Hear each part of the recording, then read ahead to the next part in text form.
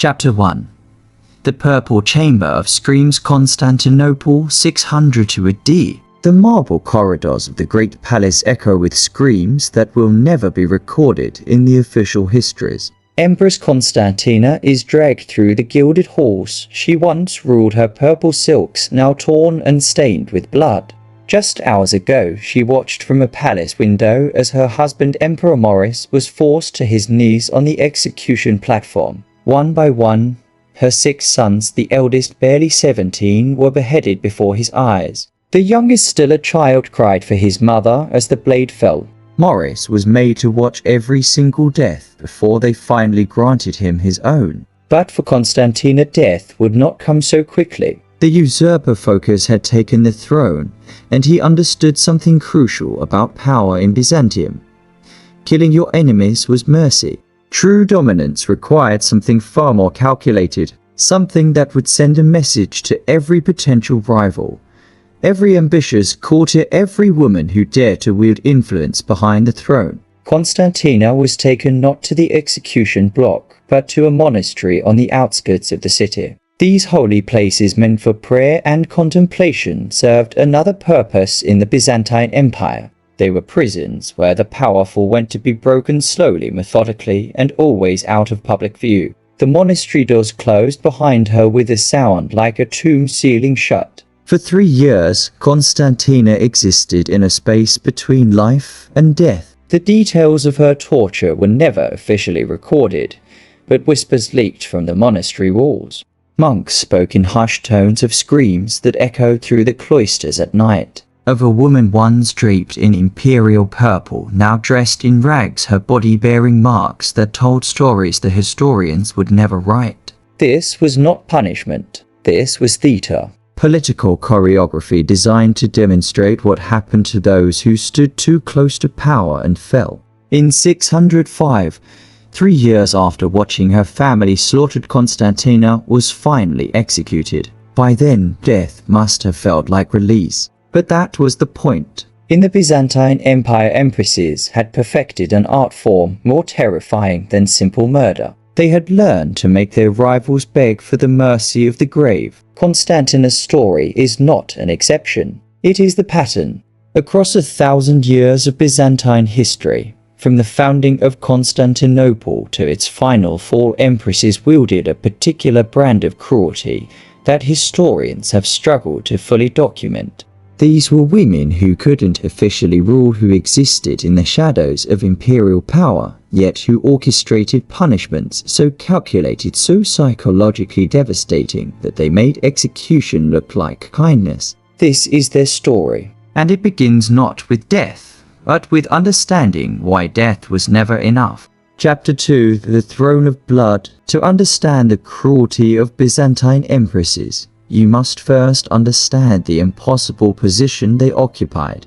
In the Byzantine Empire, women could not rule, not officially. The emperor was God representative on earth, a sacred position that required the holder to be male, Orthodox, Christian, and most importantly, unblemished. Any visible imperfection, any scar or deformity disqualified a man from the throne. This theological requirement would become a weapon. Empresses existed in a strange political twilight. They wielded enormous influence, managing palace networks, controlling access to the emperor, shaping policy through whispered conversations in private chambers.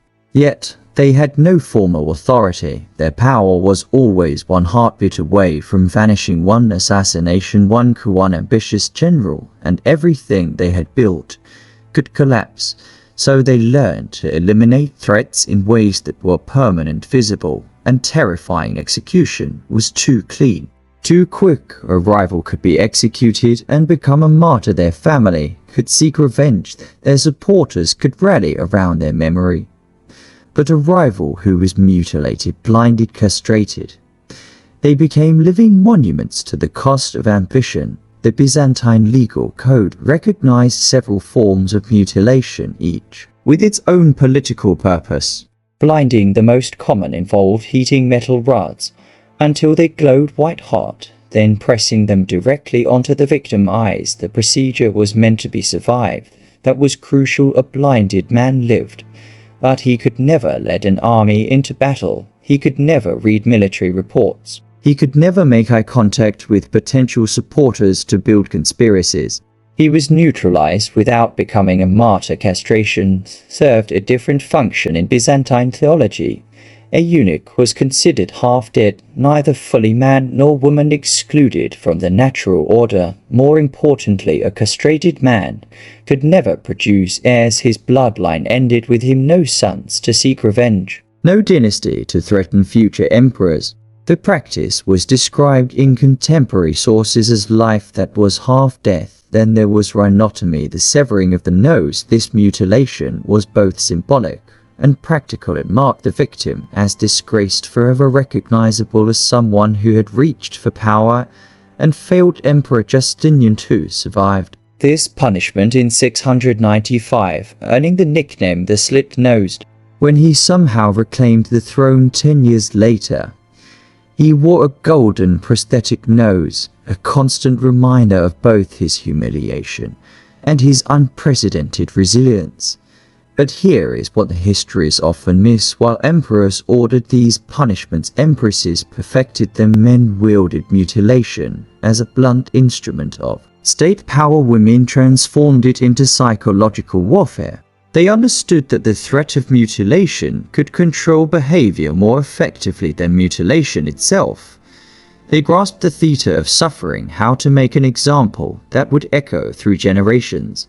And they discovered something darker still, that the anticipation of mutilation, the slow psychological unraveling as a victim waited for judgment, could be more devastating than the physical act itself. This was the world Byzantine empresses navigated, a world where mercy was a weakness, where compassion could cost you everything, and where the most powerful women in the Christian world learned to weaponize suffering with surgical precision. Chapter 3: Theodora, from brothel to butchery. She was born in the Hippodrome, where her father tended the bears and her mother entertained the crowds between chariot races in the rigid class structure of 6th century Byzantium. There was no lower status than actress and prostitute, which is exactly what young Theodora became. The girl who would one day rule the most powerful empire on earth started by performing in what the historical sources delicately call theatrical entertainations. The historian Procopius, writing in his secret history, described performances so explicit they cannot be fully translated in polite company. She danced, she stripped, she did whatever was necessary to survive. Then she met Justinian. He was the nephew of the emperor destined for the throne, and he became obsessed with her. The Roman law forbade senators from marrying actresses, so Justinian had his uncle change the law. When he became emperor in 527, Theodora stood beside him, not behind him, as Augusta Empress of Rome. The transformation was complete. The prostitute had become the most powerful woman in the Christian world, and she never forgot what it felt like to be powerless. Theodora's reign is remembered for progressive reforms that seem centuries ahead of their time. She outlawed forced prostitution. She created homes for former sex workers. She reformed laws to protect women from abduction and rape. She granted women property rights and the ability to inherit. But there was another side to Theodora, a darker side that understood power in a way only someone who had been completely powerless could understand. A nobleman once came to the palace with a complaint. His new bride, it turned out, was not a virgin. He felt deceived, dishonored, and demanded the marriage be annulled. The case came before Theodora. She listened to his complaint with a serene expression. She had perfected the mask of imperial dignity that gave away nothing. Then she gave her judgment. The nobleman was seized by palace guards, stripped, flogged with leather whips embedded with metal fragments until his back was shredded. Then, while he was still conscious and screaming, he was rolled tightly in a blanket and beaten again. The blanket ensured his broken bones punctured his internal organs. He survived barely. As a warning, this was Theodora's genius. She could champion women's rights while simultaneously demonstrating that challenging her authority carried consequences that made death seem merciful.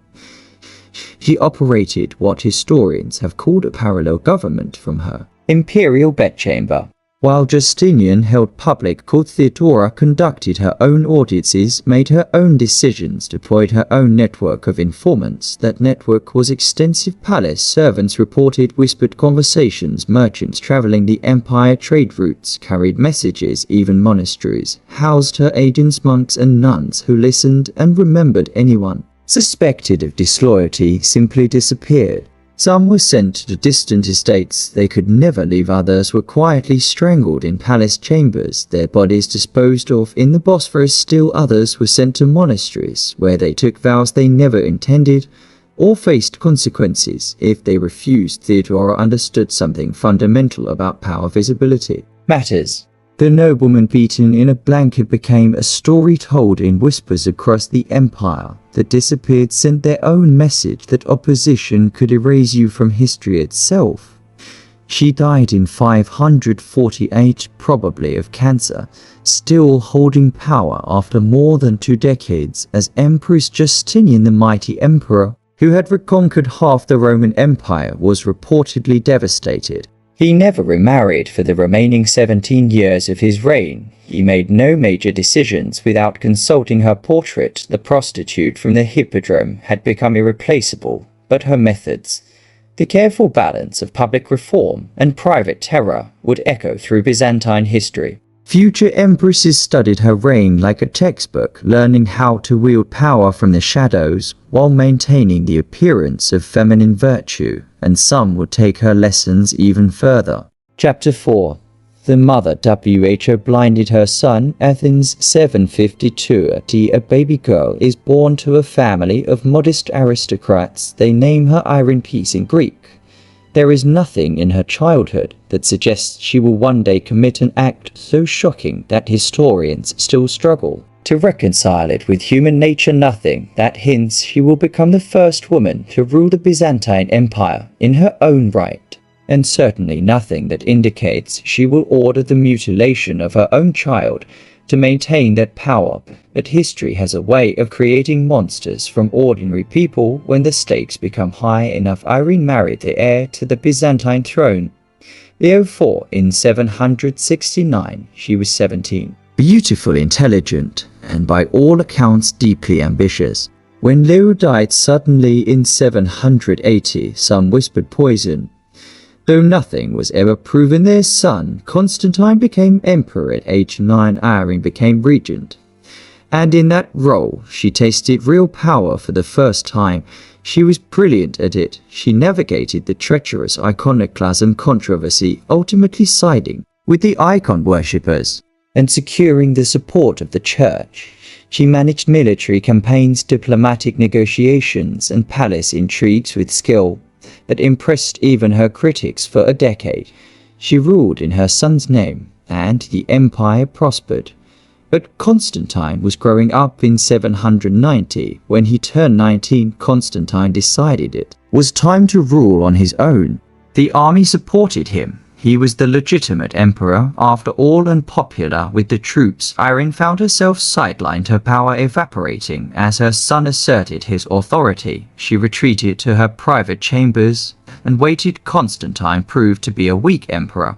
He made military mistakes. He handled religious controversies clumsily. He divorced his first wife to marry his mistress, alienating the church. The contrast with his mother's competent rule became impossible to ignore. Irene began meeting with generals in secret, with church officials who remembered her support during the iconoclasm crisis, with courtiers who understood that stability mattered more than legitimacy. Slowly, methodically, she rebuilt her network. In 797, she struck Constantine was seized while visiting a palace on the outskirts of Constantinople. The soldiers who arrested him were men-aged, commanded men who decided his mother would serve the empire better than he would. He was taken to the Purple Chamber, the same room where H been born, and held down by guards H once trusted. What happened next was described by multiple chroniclers with unusual specificity, as if they needed the world to understand the full horror of what a mother could order done to her own child. Hot irons were brought into the room. Constantine screamed for his mother, not understanding, or perhaps understanding too well, that she had ordered this.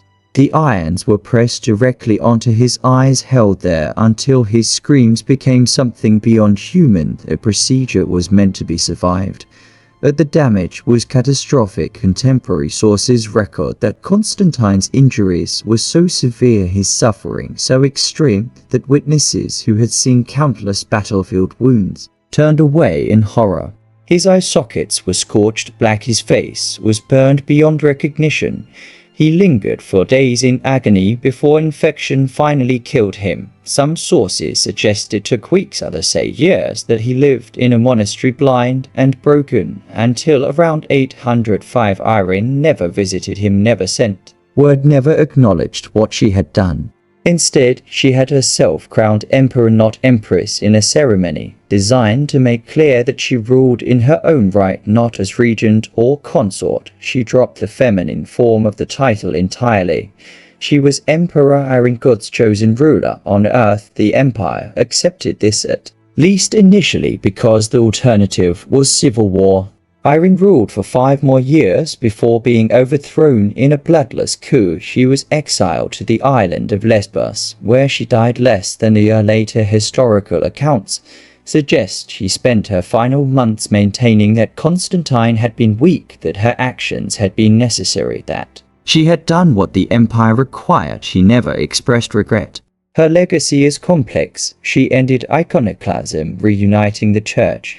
She was a capable administrator during her regencies. She proved that a woman could rule the Byzantine Empire effectively, but she also established a precedent that would haunt Byzantine politics for centuries: that maternal love was negotiable when power was at stake, that family bonds dissolved when they conflicted with political necessity, and that the purple imperial robe, once stained with a son's blood, could never really be washed clean.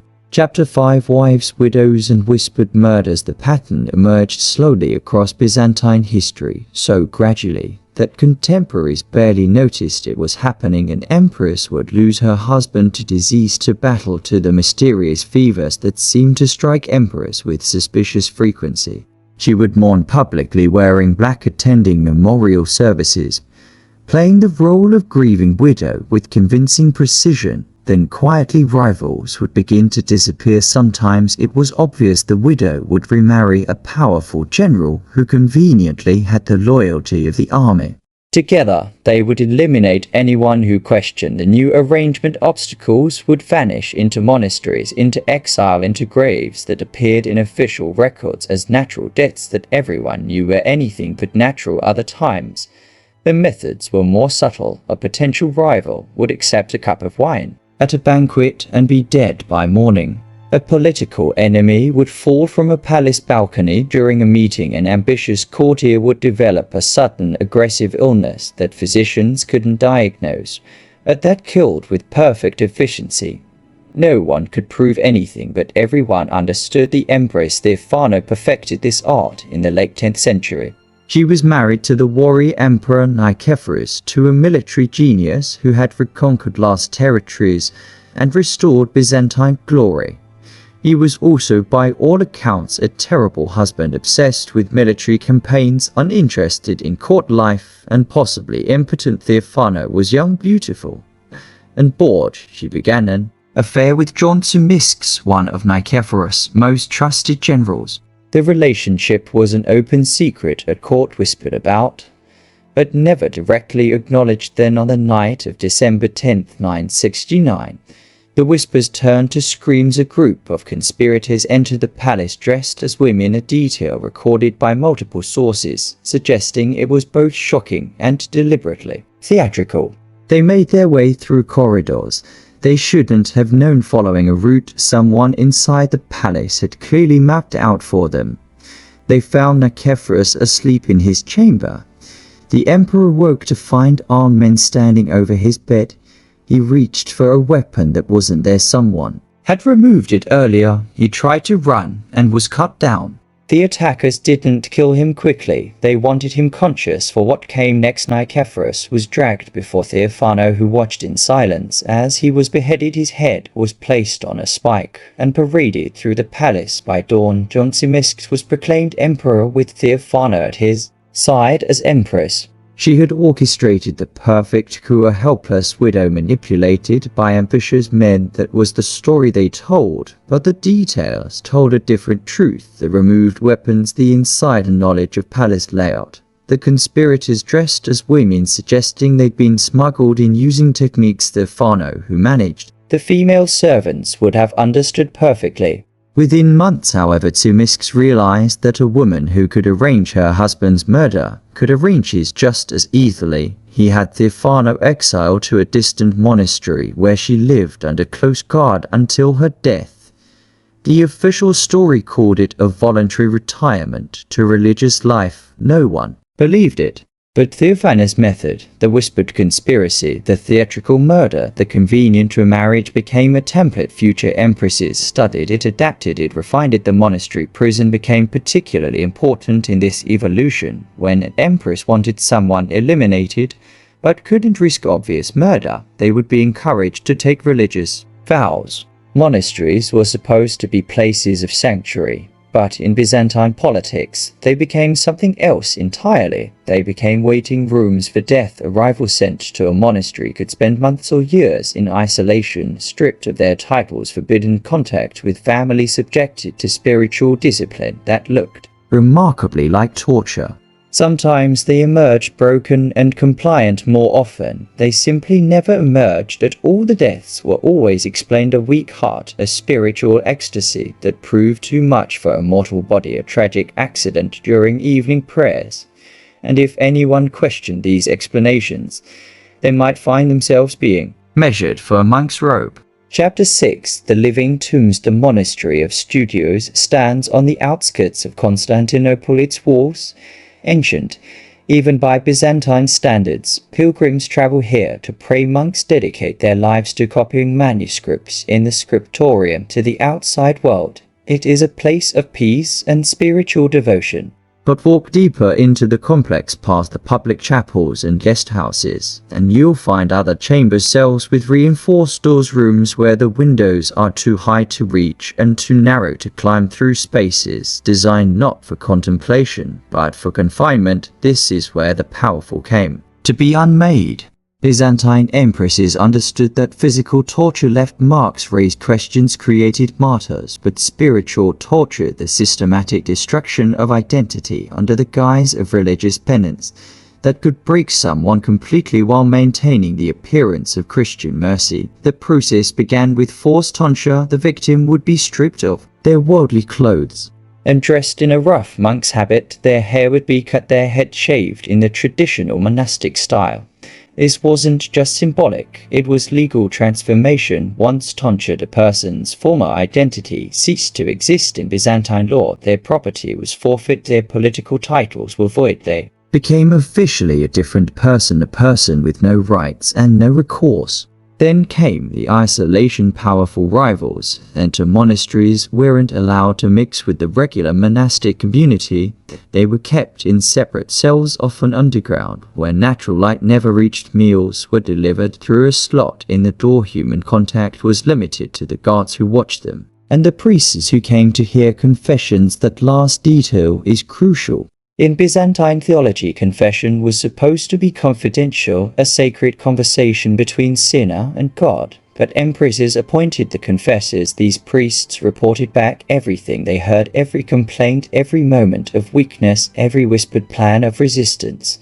The victim's own prayers became evidence against them. Physical abuse was common, but plausibly deniable. A prisoner who complained of beatings could be told they were imagining things, that their spiritual struggles were manifesting as physical sensations. A victim who showed bruises could be accused of self-flagellation, a recognized monastic practice. Food deprivation was called fasting, sleep deprivation was called vigil, solitary confinement was called contemplation. Every torture had a holy name. Remember Constantina from our opening 3 years. She spent in such a place after watching her family slaughtered 3 years in a cell that was probably no larger than a closet, with no sunlight, minimal food, and only her memories of her son's final screams for company. The psychological breakdown was the point. Empresses wanted rivals destroyed so thoroughly that even if they somehow survived, and were released, they would never be capable of challenging authority again. Some prisoners broke within weeks, confessing to crimes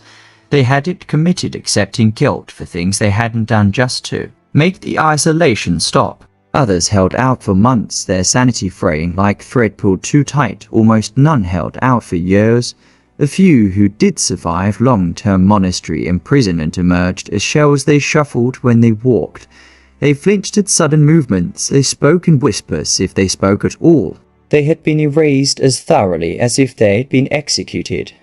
That they were still breathing, still visible, still serving as warnings. This was the genius of the monastery prison. It satisfied the church's demands for mercy while delivering punishment more devastating than execution. Removed threats from the political landscape while maintaining the empress's reputation for Christian piety. And it left no bodies for supporters to rally around, just broken humans who proved that defying imperial power led to fates worse than death. Chapter 7 Castration. The fate worse than death. In Byzantine understanding, castration didn't just remove a man's ability to produce children, it removed his humanity itself. The Byzantine theologian John of Damascus wrote that eunuchs existed in a state between life and death, half dead, neither fully man nor woman, excluded from the natural order God had established. They couldn't reproduce, they couldn't inherit in many interpretations of Byzantine law. They couldn't even fully sin, because sin required free will, and castration was believed to fundamentally alter the soul. This theological framework made castration the perfect political tool for empresses who needed to neutralize male rivals without killing them. Considered the four sons of Emperor Leo the overthrown in a Christmas Day coup in 820. The new Emperor Michael II could have executed them quick, clean, permanent. Instead, he had them castrated as children and sent to a monastery. The procedure itself was brutal. No anesthesia existed. The victims were held down while their genitals were removed with a heated blade to cauterize the wound. The operation had a mortality rate approaching 25%. Infection killed many, blood loss killed others, shock killed the rest. One of Leo's sons died during the procedure, the other three survived. But they were broken in ways that went far beyond physical trauma. They grew up in the monastery watching other boys mature into men while they remained eternally childlike. Their voices never deepened. Their bodies never developed masculine characteristics. They couldn't grow beards, that visible symbol of male authority in Byzantine culture. Most devastatingly, they lived knowing that their bloodline, the imperial dynasty of their father, died with them. They were literally the last. No sons, no legacy, no future. But the most horrific case study in castration as political tool is Basil Lecapenus. He was born illegitimate to Emperor Romanos I sometime in the early 10th century. The emperor acknowledged him, but understood that a bastard son with functioning genitals was a permanent threat to the legitimate succession. So Basil was castrated as an infant. Before he could even understand what had been done to him, his future was decided. The tragedy is that Basil turned out to be extraordinarily capable. He rose through the Byzantine bureaucracy to become Parakoimimenes, essentially prime minister under 3 successive emperors. He was brilliant, politically astute, and by all accounts an effective administrator. He accumulated more practical power than most legitimate princes ever achieved. But he could never be emperor. The throne was forever close to him, not because he lacked ability or support, but because he lacked the physical wholeness that Byzantine theology required. He could stand beside the throne, advise the emperor, even effectively rule the empire in all but name. He just couldn't sit on it himself. Basil served until he was overthrown in 985. He was blinded, another mutilation, and sent to a monastery where he died in obscurity. His wealth, his influence, his decades of service, all of it vanished as if aged never existed. His only memorial was the precedent he set that empresses could create powerful servants by destroying them first, that mutilation could be positioned as mercy, and that the most effective way to control Ambitious men was to ensure they could never fully become men at all. The practice continued for centuries. Boys castrated to serve in palace bureaucracy, men castrated as punishment for crimes, rivals castrated to eliminate dynastic threats, each one living proof that Byzantine empresses had discovered something more terrible than execution, the ability to let their enemies live, but to take everything that made that life worth living. Chapter 8: The Parade of the Broken. August 25, 766. The Hippodrome of Constantinople fills with spectators for what they believe will be chariot races.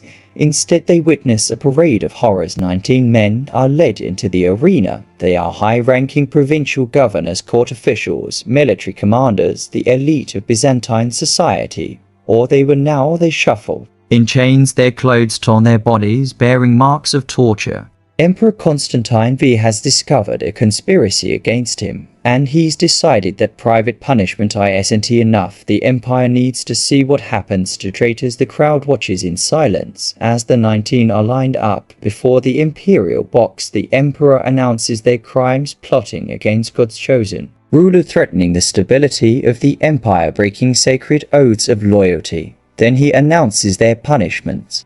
2 ringleaders, brothers named Constantine and Strategos Podopagoras, are beheaded on the spot. Their heads are placed on spikes at the hippodrome's entrance. This is mercy, quick death for the leaders. The other 17 face something worse. One by one they are held down while heated metal rods are brought to their eyes. The screams echo of the stone walls of the hippodrome. Some of the spectators turn away. Others watch with the grim fascination that public torture always provokes. All 17 are blinded then, while they're still screaming, still writhing. Their exile to distant monasteries with a special provision. Every year imperial agents will visit to deliver 100 lashes. This isn't punishment, this is performance political theater, designed to send a message that will ripple across the empire. Opposition to imperial authority doesn't just get you killed. It gets you transformed into a permanent warning, a living monument to the cost of ambition. And the truly brilliant part: the annual beatings ensure these men can never heal, never fade into obscurity.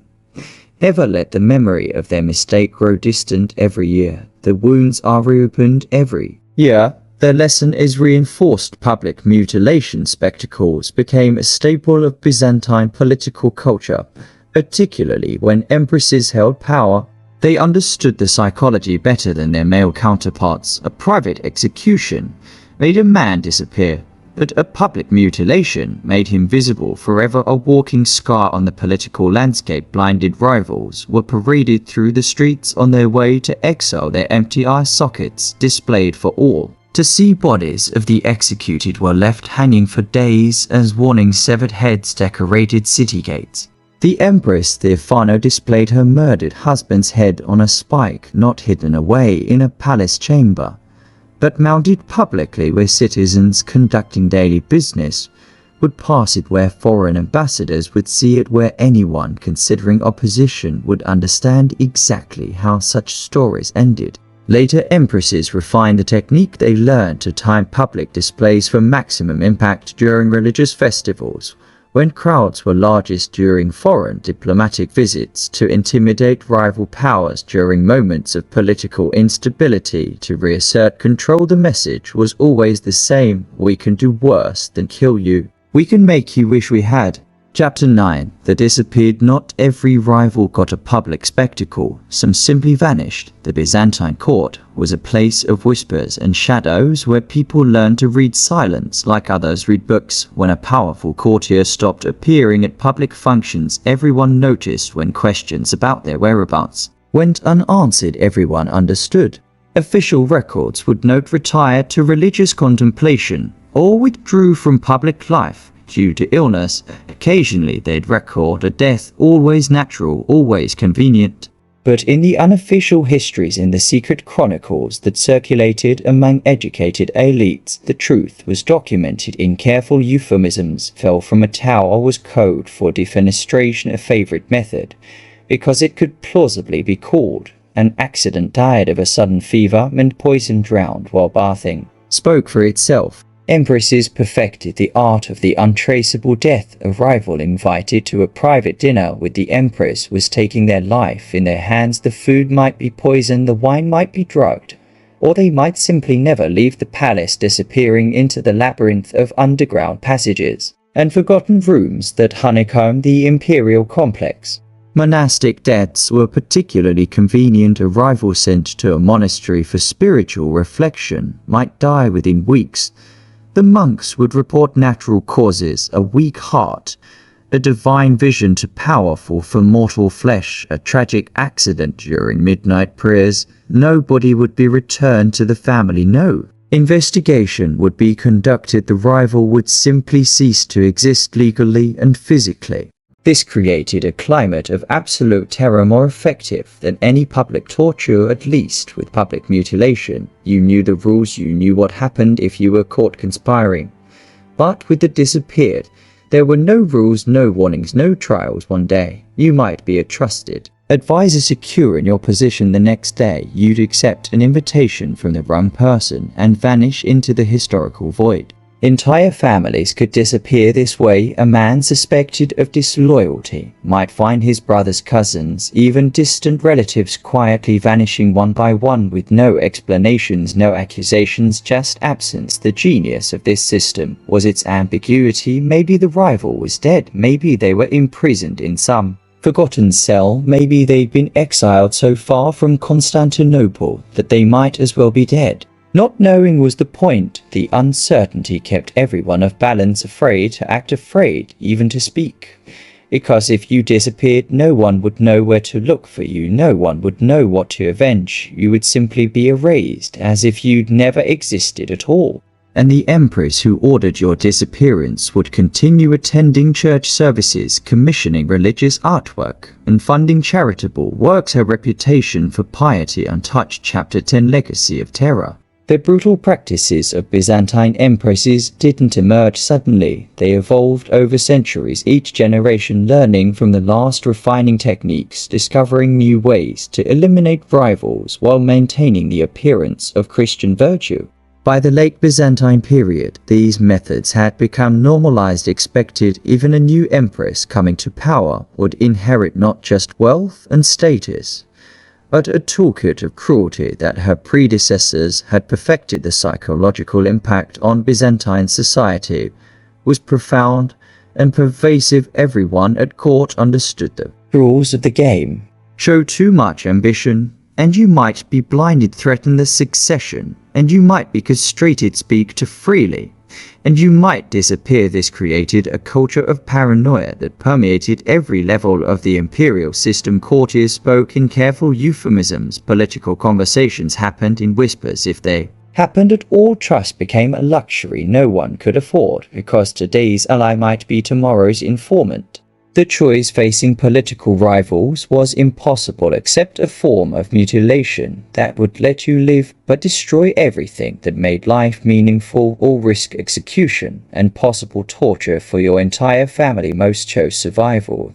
They accepted blinding castration or monastery imprisonment because the alternative seemed worse, and in accepting these fates, they reinforced the system that had created them. But perhaps the most haunting aspect of this legacy is the contradiction at its heart. Many of the empresses who perfected these brutal methods were the same women who championed progressive reforms. Theodora, who had a nobleman beaten nearly to death, also outlawed forced prostitution and expanded women's rights. Irene, who blinded her own son, also ended the iconoclasm crisis and reunified the church.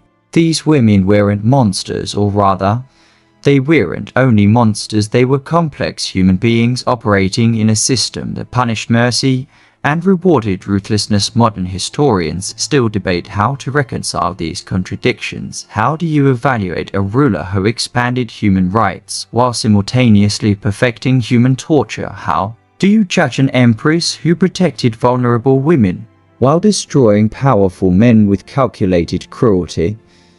There are parallels in our own time. Authoritarian regimes that maintain the appearance of legitimacy while eliminating opposition through methods that don't leave obvious bodies, governments that speak of justice while operating secret prisons, leaders who champion progress while crushing dissent. The Byzantine Empresses taught us that power and cruelty aren't opposites. Sometimes they're partners, that progressive reform and brutal repression can coexist in the same regime, even in the same person. And perhaps most disturbingly, they demonstrated that the most effective way to maintain power isn't to kill your enemies, it's to break them so completely that they become warnings to everyone else, to make them living monuments to the cost of ambition, to transform them into cautionary tales that echo through history. The Byzantine Empire fell in 1453, conquered by Ottoman forces who breached the walls of Constantinople, the Empresses. And their victims are long dead, their bones thus their names preserved only in historical chronicles. But the methods they perfected, the careful balance of public virtue and private violence, the use of mutilation instead of execution, the transformation of torture into political theatre, those methods didn't die with them. They just evolved, changed forms, found new expressions in new empires, because the fundamental truth the Byzantine empresses understood remains in the calculus of power. Death is sometimes mercy, and mercy is a luxury that emperors and empresses can rarely afford.